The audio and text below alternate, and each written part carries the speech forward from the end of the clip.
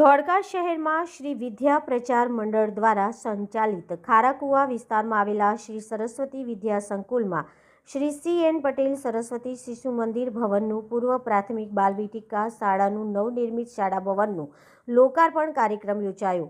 નવનિર્મિત બાલ વાટિકાથી વિસ્તારના નાના ભૂલકાઓને તેમના જીવનમાંથી શિક્ષણની શરૂઆતનો એક સારો અનુભવ પૂરો પાડવાનો હેતુ ખાસ મહત્વનો છે।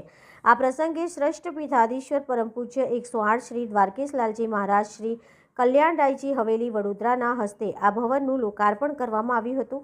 આ કાર્યક્રમમાં અધ્યક્ષ તરીકે હરીશભાઈ રાવલ વરિષ્ઠ પ્રચારક RSS ખાસ ઉપસ્થિત રહ્યા હતા।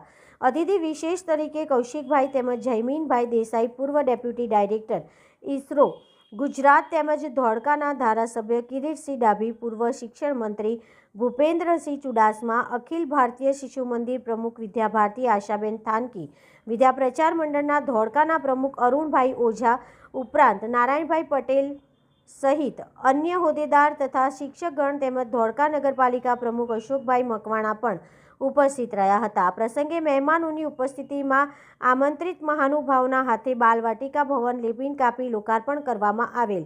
ત્યારબાદ કાર્યક્રમને દીપ પ્રગટાવી શુભારંભ કરાવેલ। શ્રી સરસ્વતી વિદ્યા કન્યા મંદિરની બાળાઓ દ્વારા સુંદર સ્વાગત ગીતા પર સુંદર નૃત્યનું આયોજન કરવામાં આવ્યું। ત્યારબાદ આમંત્રિત મહેમાનોનું સન્માન પુષ્પગુચ્છ તેમજ મોમેન્ટોથી કરવામાં આવ્યું હતું। આ કાર્યક્રમને સફળ બનાવવા માટે મંડળના કોષાધ્યક્ષ માર્ગેશભાઈ મોદીએ ભારે જહેમત ઉઠાવી હતી।